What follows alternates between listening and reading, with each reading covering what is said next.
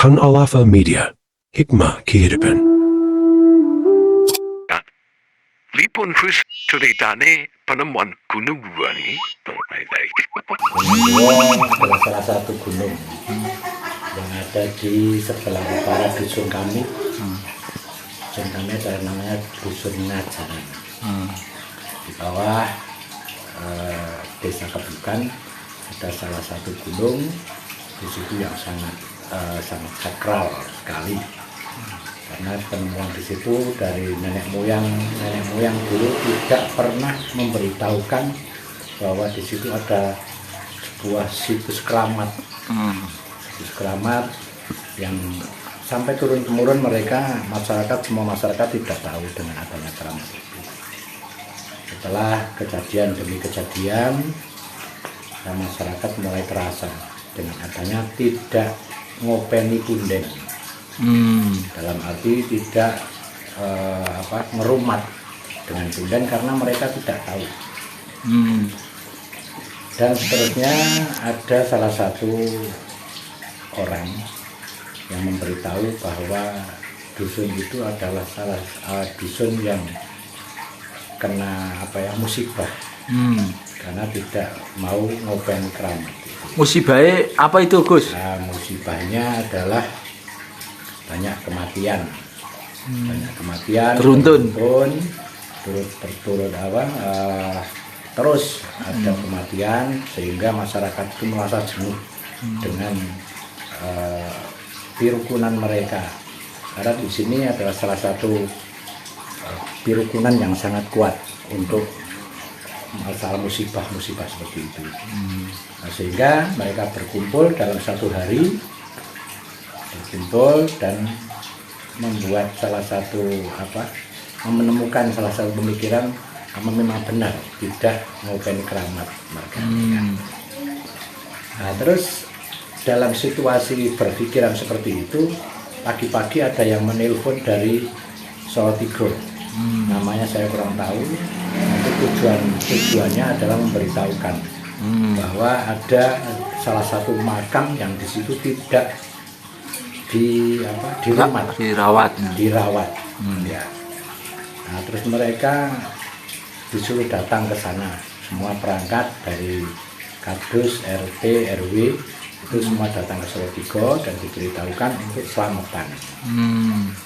Nah, di selamatan itu adalah salah satu uncet satu sama ayam jago kembang keneng. Seronone. Ya, serono. Itu ayam jago dipotong dan dimakan bareng-bareng satu dusun di perempatan jalan. Disitulah mulai timbul rasa sugesti kita bahwa kita masih mempunyai leluhur yang tidak dirawat itu. Dulunya menjadikan salah satu problem di masyarakat karena orang sekarang dan orang dulu itu memang sangat beda sekali pemahamannya, bahwa sekarang memang Islam itu adalah penyempurna dari dan bumi seisinya itu ada, yaitu Gusti Allah. Terus kami mulai mencari lokasi yang harus mencari lokasi untuk sarean atau makam dari leluhur kami. Ternyata kami diketemukan di Gunung Buo dengan beberapa secara logika banyak batu-batu besar. Gunung Buo adalah salah satu gunung yang ada di dusun di sebelah utara dusun kami. Setelah kami menemukan beberapa kejadian alam di situ, baik itu gaib maupun fakta nyata di alam, itu adalah salah satu batu-batu besar dan prasasti peninggalan dengan bentuk batu bata yang sudah diprofil. Sudah ada tuntupan candi di situ, tapi sudah hancur karena mungkin kejahilan dari orang-orang sendiri. Disitulah timbul juga dari beberapa dusun yang menyatakan bahwa memang di situ asal usul yang membak cita dusun Ngajaran. Jadi datang dari anak berusia 17 tahun. Itu cewek berusia 17 tahun, berdomisili di Paraan, tempatnya di Wonogiri. Dia kesurupan karena dia titisan orang sini, tapi hidupnya di sana. Dia kesurupan mengatakan bahwa di Gunung Guwo itulah nenek moyang kita. Di Gunung Guwo itulah dan yang membubak cita dengan nama-nama yang disebutkan. Dia menyebutkan salah satu nama, yaitu pertama Ki Ajar Pameger. Ki Ajar Pameger. Ki Ajar Pameger. Ki Ajar Pameger. Terus garwa utawi permaisurinya adalah Nyai Dewi Purwoningsih. Nyai Dewi Purwoningsih. Ya, Nyai Dewi Purwoningsih. Istri. Terus putrinya Dewi Purwanti. Dewi Purwati. Dewi Purwanti. Ya, Purwati. Purwati. Ya, dia Dewi Purwati. Disitulah yang dinamakan Istana Gaib. Kalau untuk yang bubak cita aslinya, yaitu namanya Eyang Singokrono, yang sekarang menjadi penjaga pintu gerbang dari Gunung Guwo itu.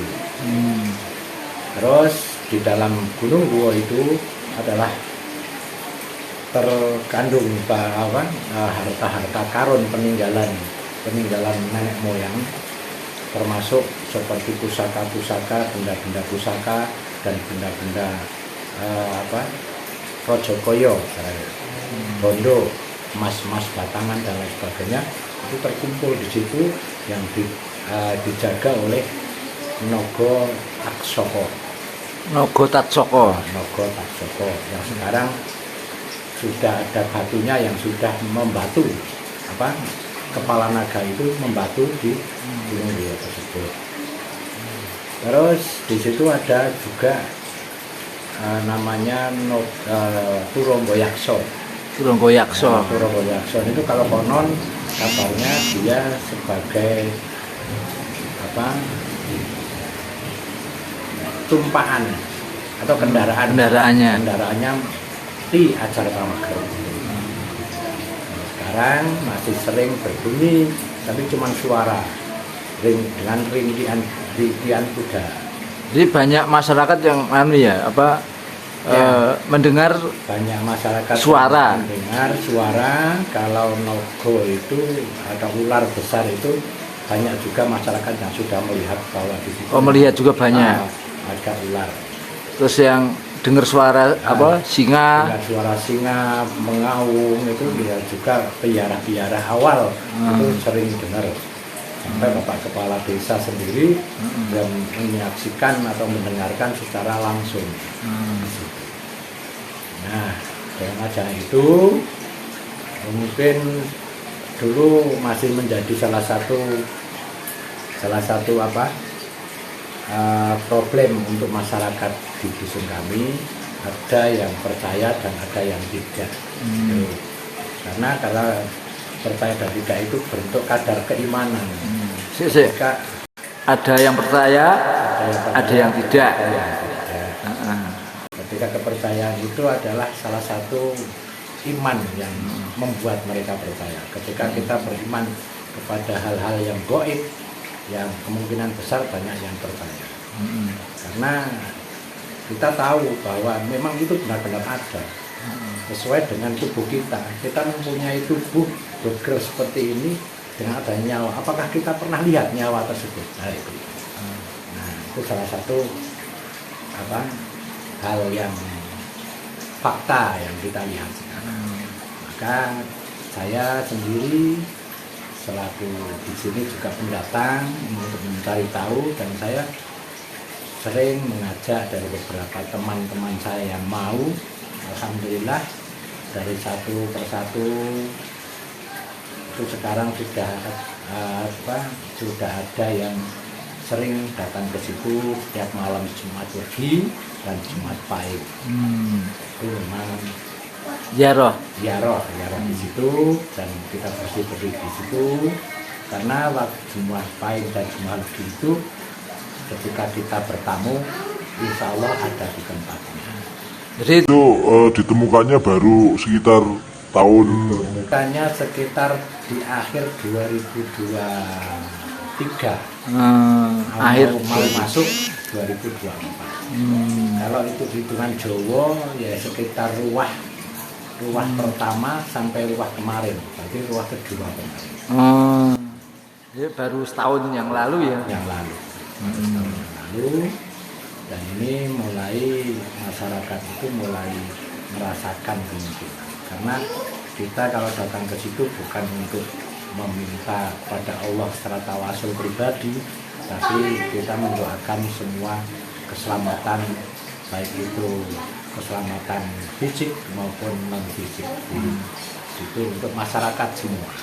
jadi sebelumnya itu gerumbul-gerumbul rumput gitu ya, tapi orang nggak tahu kalau itu ada batunya gitu. Penemuan pertama adalah salah satu di Gunung Ruwo itu memang dulu tidak nampak batu-batu yang besar-besar itu. Dulu tidak nampak karena banyak rumput liar yang di situ. Nah, ketika ada ada informasi untuk mengupayakan sembuh Pak Tita, maka saya beserta teman-teman itu berusaha untuk meyakinkan bahwa memang benar-benar di sini. Nah, setelah mereka tahu di situ, lalu masyarakat dusun ajaran tersebut membersihkan dan ternyata batu di sana sangat sangat besar sekali. Tidak masuk akal ketika orang-orang awam naik membawa batu sedemikian besar. Kalau itu memang tidak kehendak Allah karena ada leluhur-leluhur di situ. Memang besar sekali. Nah, dan sekarang masyarakat sini tetap mengadakan mujahadah untuk keselamatan dusun setiap malam Jumuah Pahing. Dan malam Jumuah Pahing karena waktu itu adalah waktu yang senggang dan kemungkinan besar sudah menjadi salah satu aurat dusun di sini adalah Jumuah Pahing. Jadi hikmahnya dengan ingat leluhur, kemudian masyarakat sini juga senang berdoa, sering tahlilan gitu ya. Jadi hikmah positif untuk rajin untuk beribadah. Ya, memang banyak mengatakan karena itu memang leluhur di situ itu belum Islam masuk, maka banyak yang mengatakan kalau tahlilan ora tekan dan lain sebagainya. Tapi paling tidak kita bertawasul bukan karena tahlilannya ada, tapi paling tidak kan merti kepada leluhur yang sudah ada di situ, membersihkan tempat dan di situ lebih damai, ketika di situ ketika masuk ke situ merasakan salah satu kedamaian yang memang benar-benar sulit dirasakan ketika kita di kampung, walaupun siang atau malam hari itu ada aura tersendiri di situ. Jadi ketika akan masuk ke Gunung Ruwo itu awalnya memang takut, serem gitu ya. Memang sesuai dengan yang menjaga di situ, yang Singo Krono. Singo itu yaitu harimau, Krono itu alus, jadi bawahnya sangat besar. Nah, tapi ketika sudah masuk ke situ dan kita bertawasul di situ, itu merasakan kenyamanan dan mempunyai rasa keinginan untuk naik lagi. Dan anehnya di situ, di sekitar makam itu tidak ada nyamuk. Itu salah satu wujud nyata yang sampai sekarang masih dirasakan. Tidak ada nyamuk sama sekali, padahal di tengah-tengah alas, di tengah-tengah ladang yang di situ banyak tumbuh-tumbuhan liar dan kopi-kopi, itu memang tidak ada nyamuk. Tapi kalau keluar 10 meter dari lokasi itu, ya udah banyak nyamuk. Itu salah satu keanehan yang di situ. Jadi penutup dari apa hikmahnya? Ya, untuk bentuk dari hikmah, ketika kami sudah merawat sekitar 1 tahun dan kami pun merasakan sesuatu yang yang kami rasakan, yaitu di semua masyarakat alhamdulillah diberikan keselamatan, walaupun kalau semua kematian itu adalah takdir tapi permohonan dari kami untuk supaya tidak terus ada orang meninggal, paling tidak ada jeda bulanan atau tahunan. Itu yang alhamdulillah juga kesadaran masyarakat setelah mau ngopeni leluhur, alhamdulillah diberi kemudahan di jalan baik itu rezeki, kesehatan dan lain sebagainya. Karena salah satu dusun di sini yang harapan dari masyarakat adalah dusun yang Toto Titi Tentrem Kerto Raharjo Gemah Ripah Lor Singawi, dengan karena dari sini adalah mayoritas orang-orang petani. Nggih, matur nuwun Gus. Siap. Informasinipun. Assalamualaikum. Waalaikumsalam.